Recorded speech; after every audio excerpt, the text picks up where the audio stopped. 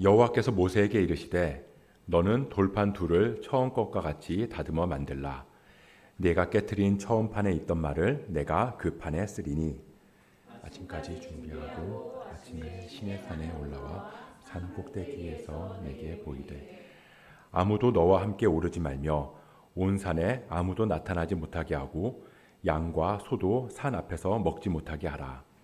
모세가 돌판 둘을 처음 것과 같이 깎아 만들고 아침에 일찍이 일어나 그 두 돌판을 손에 들고 여호와의 명령대로 시내산에 올라가니 여호와께서 구름 가운데에 강림하사 그와 함께 거기 서서 여호와의 이름을 선포하실세.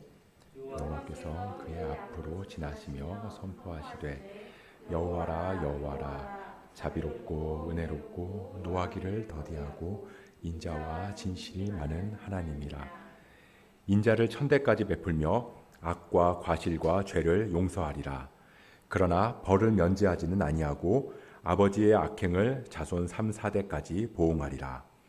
모세가 급히 땅에 엎드려 경배하며 이르되 주여 내가 주께 은총을 입었거든 원하건대 주는 우리와 동행하옵소서.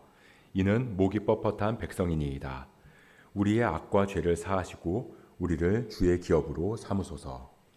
여호와께서 이르시되 보라 내가 언약을 세우나니 곧 내가 아직 온 땅 아무 국민에게도 행하지 아니한 이적을 너희 전체 백성 앞에 행할 것이라.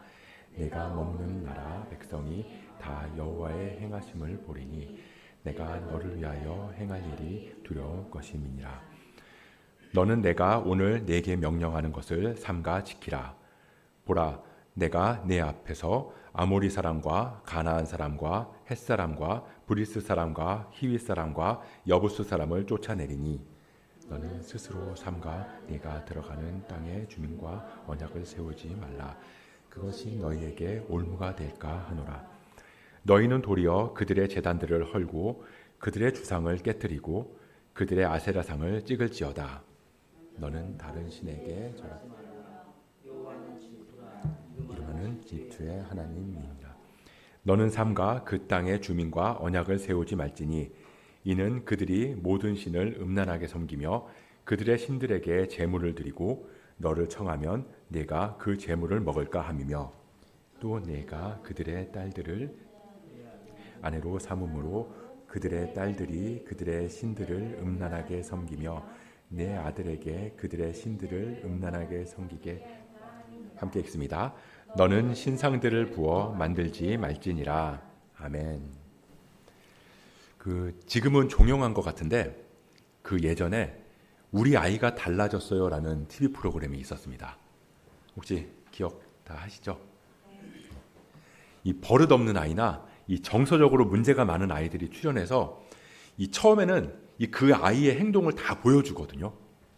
그러니까 집에서 이렇게 어떻게 행동하는지를 다 찍어서 이 영상으로 틀어줍니다. 물론 이제 그 프로그램에 나오는 아이들 대부분은 이제 아주 이게 특이한 이 극소수의 케이스가 많았는데요. 저도 이제 어쩌다가 한 번씩 이제 그 프로그램을 보게 되면 도저히 이해가 안 될 때가 많았거든요. 어떻게 아이가 부모한테 저렇게 행동할 수 있나 그런 생각이 들었던 것 같아요. 막 나가는 애들을 보면서 만약에 우리 애가 저랬다면 과연 나는 어떻게 했을까 싶기도 하고요. 도대체 뭐 때문에 저 아이는 저렇게까지 문제가 생기게 된 걸까? 그런 생각을 하기도 했던 것 같습니다. 그래도 그 프로그램을 보면 이 전문가라는 분들이 나와서 이 나름대로 그 이유를 찾아주더라고요. 그리고 그 문제를 해결할 수 있는 솔루션을 제공해줘요. 그러면 부모는 그 해결책을 가지고 아이를 대하고 그러다 보면 조금씩 아이가 변하고 나아지는 과정을 보게 되는 거죠. 이 하나님께서는 모세를 부르셔서 이 10계명에 기록된 돌판을 주셨습니다. 이 출애굽기 20장에 그 10계명에 대한 말씀이 기록되어 있고요. 그리고 그 이후에 성막에 관한 말씀, 제사장 의복에 관한 말씀, 또 제사에 대한 말씀, 그런 말씀들을 쭉 하시고 그렇게 모든 말씀을 다 마치고서는 그 율법의 말씀을 친히 돌판에 기록해 주셨어요. 이 하나님께서 이 당신의 자녀된 이스라엘 백성들을 위해서 정성으로 이 율법을 말씀에 새겨 주셨는데, 그때 산 밑에서 백성들은 뭘 하고 있었죠? 모세가 늦게 내려오니까 불안해하는 거예요. 그러면서 우리를 인도할 신을 만들라고 그렇게 아론을 다그치잖아요. 그렇게 이 금송아지를 만들어 놓고는 이게 우리를 인도할 하나님이다 라고 말하면서 그 앞에서 먹고 마시면서 뛰놀았습니다. 완전히 막 나가는 거였죠. 모든 만물을 창조하신 하나님께서 애굽에서 친히 인도해내시고, 그리고 광야 내내 동행하시면서 입히시고 먹이시고, 그렇게 지금껏 한순간도 놓지 않으시고 인도하셨는데, 모세가 잠깐 안 보인다고, 자기들이 잠깐 불안하다고 송아지 한 마리 만들어 놓고는 그게 하나님이라고, 그 앞에서 막 키득거리면서 웃고 그런 모습들이 영락없는 문제 자녀, 그 문제 자녀의 모습과 같다는 겁니다. 근데 이런 자녀를 그냥 놔두면 안 되잖아요. 자녀를 사랑하는 부모는 절대로 아이를 잘못된 채로 놔두지 않아요. 그래서 하나님께서도 이 문제 많은 자녀들을 심판하기로 작정하셨습니다. 싹 다 쓸어버리겠다고 막 진노하셨는데, 그런데 모세가 하나님께 매달린 거예요. 하나님께서 주신 돌판을 막 집어 던져서 깨트리고요, 금송아지를 다 부숴서 그걸 가루로 만들어서 백성들에게 마시게 했습니다. 그리고 주동자 3,000명을 잡아서 죽였어요. 그러면서 모세는 계속 하나님 앞에서 중보했고, 백성들은 자신들의 죄를 뉘우치면서 회개하게 된 거예요. 이 일을 계기로 이스라엘 백성들은 달라졌습니다. 이전에는 모세가 하나님 앞으로 가서 기도하든 말든 자기들 욕심만 채우려고 했거든요. 근데 이제는 모세가 하나님 앞으로 나아갈 때 각기 장막 앞에서 기도했다. 그러니까 각기 자기 장막 앞에서 기도하는 사람들이 됐어요. 모세도 마찬가지였습니다. 이전과는 다르게 주의 영광을 내게 보이소서라고 말하면서 하나님의 축복보다 하나님의 임재 안으로 더 깊이 들어가기를 원하게 됐어요. 하나님의 얼굴을 구하면서 나아가는 사람이 된 거죠. 그리고 나서 하나님께서는 두 번째 돌판을 주시기로 결정하신 겁니다. 이 두 번째 돌판이라는 말은 첫 번째 돌판이 있다는 거잖아요. 근데 이 첫 번째 돌판을 주실 때랑 두 번째 돌판을 주실 때랑 같은 게 있고 다른 게 있어요.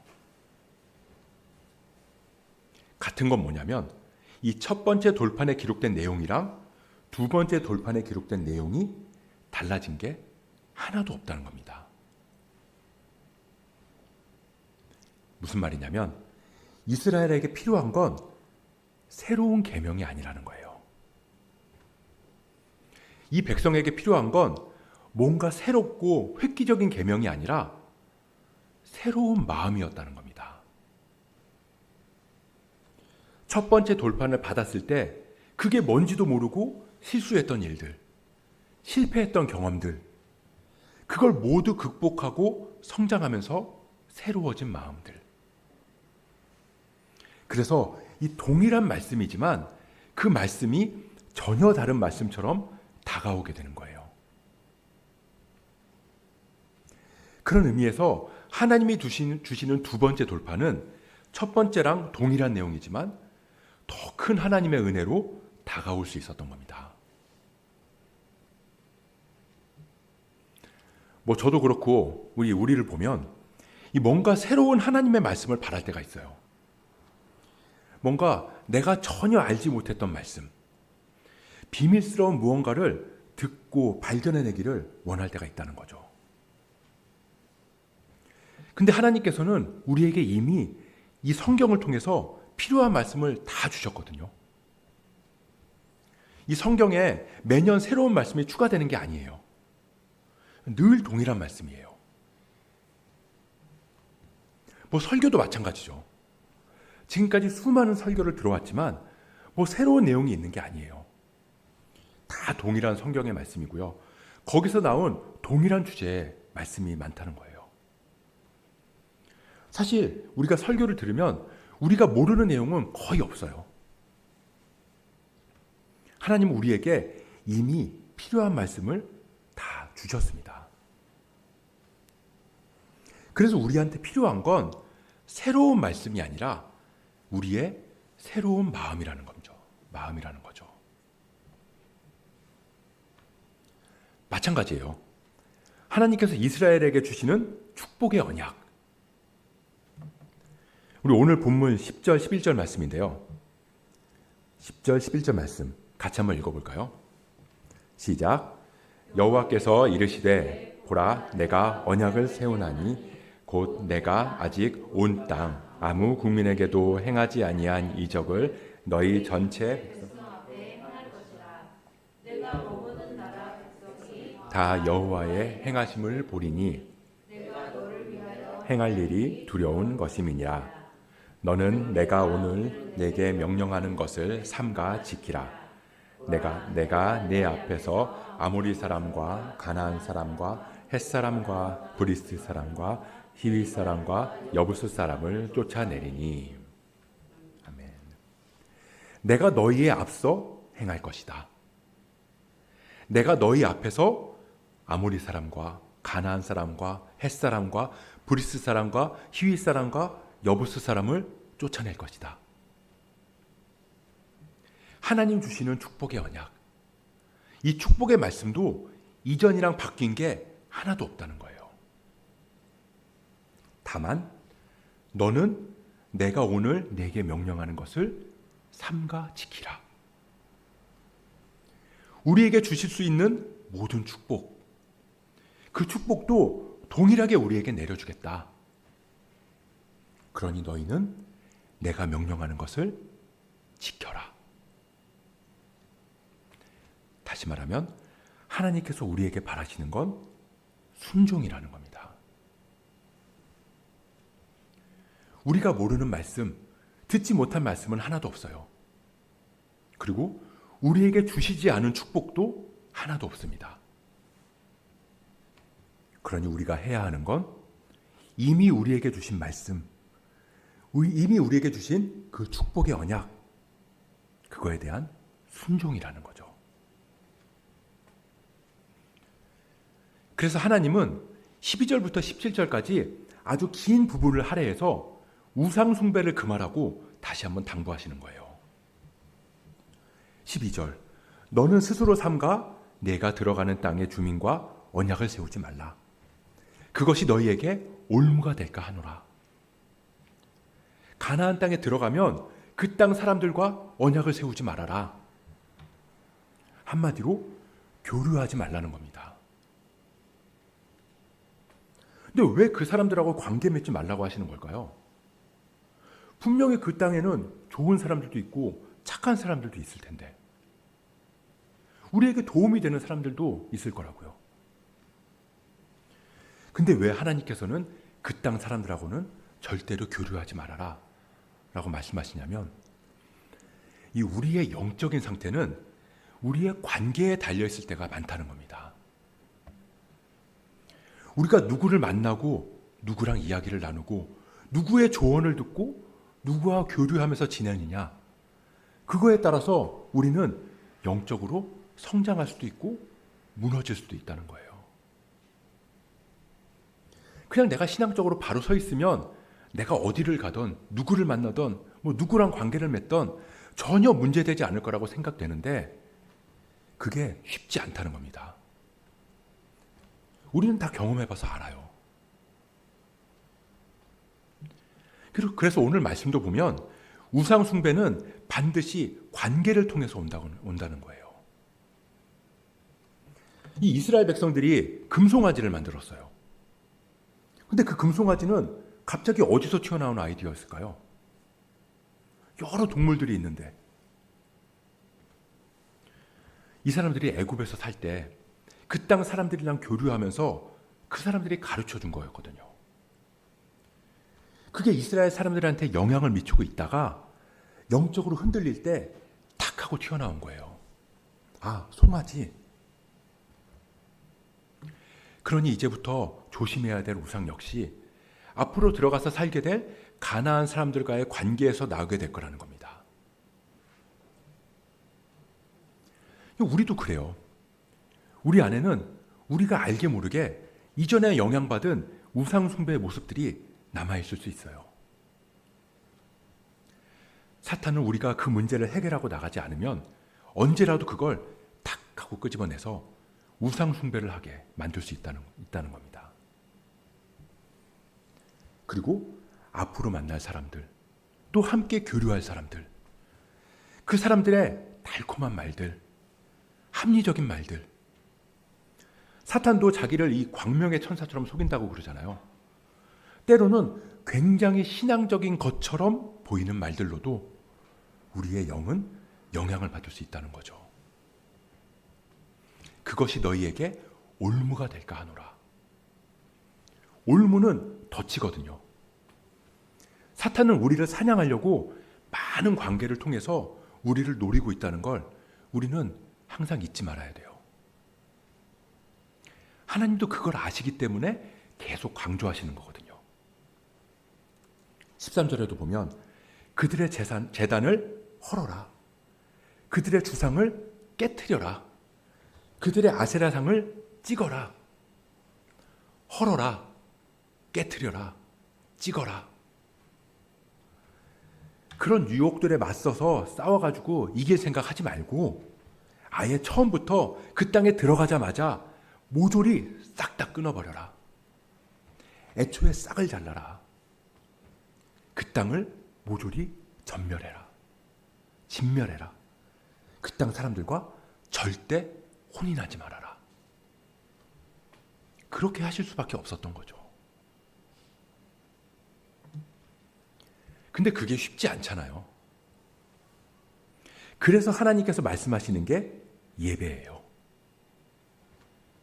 이 18절부터 26절까지가 이 예배랑 절기에 대한 말씀인데 왜 우상 숭배하지 말라고 하시고서는 바로 이어서 예배에 대한 말씀을 하시냐면 이 우상 숭배를 끊어내는 방법이 바로 예배이기 때문인 겁니다. 예배. 작게는 우리가 이렇게 예배당에 모여서 드리는 예배를 의미하지만 또 넓게는 우리가 살아가는 삶으로 드리는 예배를 말하는 거예요. 그러니까 예배는 하나님께 우리의 모든 걸 집중하는 걸 말하는 거고 나의 마음과 시간과 물질과 정성을 하나님께 집중하는 행위가 예배인 거죠. 그래서 우리의 마음과 시간과 물질과 정성을 하나님께 다 드리면 우상에게 내어줄 마음과 시간과 물질과 정성이 하나도 없게 되는 거예요. 반대로 하나님께 우리의 모든 것을 온전히 내어드리지 않으면 그럼 우리 안에 애매하게 남아있는 것들 그런 게 있거든요. 그걸 사탄이 가로채는 거예요. 그리고는 하나님께 드려진 것들까지 조금씩 빼앗아 가려고 올무를 놓는 거죠. 그래서 하나님께 전부를 내어드린 사람보다 애매하게 남겨놓은 사람이 오히려 더 공격받는 거예요. 아예 하나님께 나의 모든 걸 온전히 드리기로 결단한 사람은 누가 무슨 얘기를 해도 씨알도 안 먹히거든요. 근데 애매하게 결단한 사람은 누군가가 조금만 이성적이고 합리적으로 접근하면 그런가? 그러면서 넘어가는 거죠. 그래서 우상 숭배를 끊으려면 우리 안에 예배가 살아나야 되는 거고요. 하나님 앞에 나의 모든 걸 온전히 드려야 되는 겁니다. 그런데 이 예배에서 잊지 말아야 될 게 있어요. 예배에는 반드시 필요한 게 있는데 그게 뭐냐면 바로 희생제물이 있어야 한다는 겁니다. 희생제물. 이 하나님께서는 이 첫 번째 돌판을 주셨을 때는 희생제물에 대해서 강조하지 않으셨거든요. 근데 이 두 번째 돌판을 주시면서는 20절에서는 어린 양으로 대속할 것이다. 그리고 25절에서도 제물의 피를 말씀하세요. 다시 말하면 예배의 핵심은 어린 양의 피라는 겁니다. 그게 빠지면 안 되는 거예요. 하나님께서 율법을 주셨어요. 하지만 연약한 우리는 그 율법을 온전히 지켜낼 힘이 없다는 걸 하나님은 아셨어요. 첫 번째 돌판에 순종하지 못했던 모습, 그리고 불완전했던 모세의 중보. 그래서 두 번째 돌판을 주시면서 그 십계명의 완성으로 어린 양의 피를 말씀하시는 거죠. 예수님께서도 말씀하셨잖아요. 나는 율법을 폐하러 온 게 아니라 율법을 완성하러 왔다. 율법의 완성, 우리 예배의 중심은 바로 예수 그리스도의 보혈이라는 겁니다. 우리에게 이미 주어진 하나님의 말씀, 그 축복의 말씀을 새로운 말씀으로 받을 수 있는 방법은 우리의 마음을 새롭게 하는 거예요. 그리고 영적인 관계 안에서 깨어 분별하면서 우리 안에 우상 숭배의 유혹으로부터 벗어나도록 결단해야 되고요. 우리를 속이는 세상의 유혹들의 소리로부터 그것들을 헐고 깨트리고 찍어버려야 돼요. 그러기 위해서는 우리는 우리의 마음과 시간과 물질과 정성을 온전히 하나님께 드리는 그런 예배의 삶을 살아가야 되는 거죠. 예배당에서의 예배뿐만 아니라 삶의 모든 순간에서 예배자로 살아가야 되는 겁니다. 그리고 그 예배는 항상 예수 그리스도, 우리를 대속하신 예수, 어린 양의 피, 그 예수 그리스도의 보혈이 중심이 되어야 하는 거고요. 그렇게 하나님과 만난 모세는 자신도 모르게 하나님의 영광이 드러나게 됐습니다. 우리 29절 말씀 같이 한번 읽어볼까요? 시작. 모세가 그 증거의 두 판을 모세의 손에 들고 모세는 자기가 여호와와 말하였으므로 말미암아 얼굴 피부에 광채가 나나 깨닫지 못하였더라. 이 하나님을 가까이 하면서 이 하나님과 시간을 많이 보내면 하나님의 영광의 빛이 우리 안에 스며들어요. 우리의 말과 행동, 생각이 완전히 달라지는 거죠. 왜 이 부부는 살면서 이게 살다 보면 닮는다는 말 많이 하잖아요. 그게 뭐 닮고 싶어서 닮는 게 아니라 그냥 오랜 세월 동안 같은 곳을 바라보고 같은 생각을 하고 같은 삶을 살아가다 보니까 자연스럽게 닮는 거거든요. 근데 신기한 건 이제 누군가가 부부가 정말 닮았어요 라고 말을 하잖아요. 근데 정작 당사자들은 그 닮았다는 말을 잘 인정하지 않아요. 나는 아무리 봐도 아내랑 닮은 게 없는데, 나는 아무리 봐도 남편이랑 비슷한 구석을 전혀 찾을 수 없는데, 그래서 우리는 오히려 우리 서로가 너무너무 다르다고 생각하는데, 근데 이상하게 보는 사람마다 닮았다고 이야기를 한다는 거죠.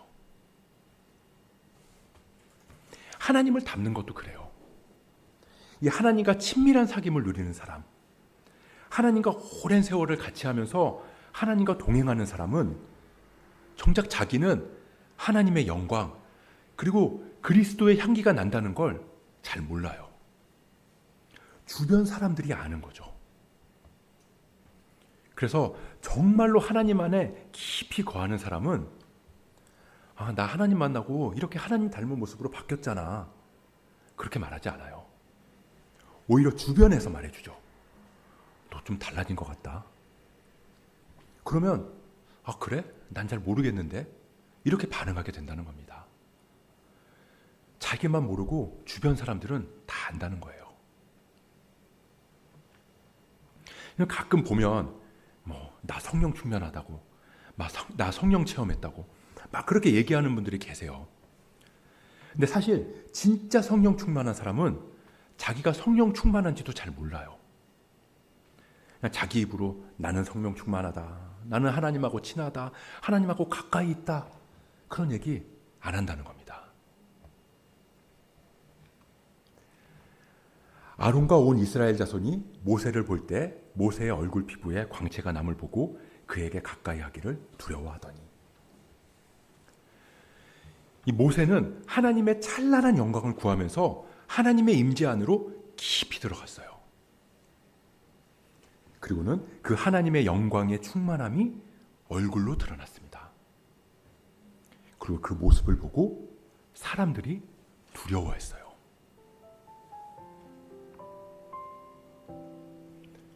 우리도 보면 이 첫 번째 돌판, 깨어진 첫 번째 돌판처럼 우리 안에는 깨지고 무너진 것들이 있습니다. 그걸로 인해서 걱정하고 근심이 가득 차기도 해요. 그럴 때 우리가 해야 되는 건 회개하면서 하나님의 영광 앞으로 나아가는 거예요. 우리도 모세처럼 하나님의 영광, 하나님의 임재 안으로 들어가면 그런 우리의 깨어지고 상한 그런 마음과 감정들은 다 사라지고 하나님의 영광의 밝은 빛이 우리 안에 가득 차게 될 줄 믿습니다. 그러면 하나님께서 그런 우리를 보고 말씀하지 않으실까요? 우리 아이가 달라졌어요. 내 사랑하는 아들, 내 사랑하는 딸, 이전에는 깨진 첫 번째 돌판처럼 무너져서 불순종하고 그렇게 우상숭배의 죄에 빠져 있었는데, 이제는 말씀에 순종하면서 새로운 마음으로 믿음의 결단도 하고 그리스도의 보혈을 의지하면서 삶의 모든 순간에서 예배자로 섰구나. 나 하나님의 영광을 구하는 하나님의 자녀로 거듭났구나. 내 사랑하는 자녀가 달라졌구나. 우리가 하나님께 그런 칭찬을 받았으면 좋겠습니다.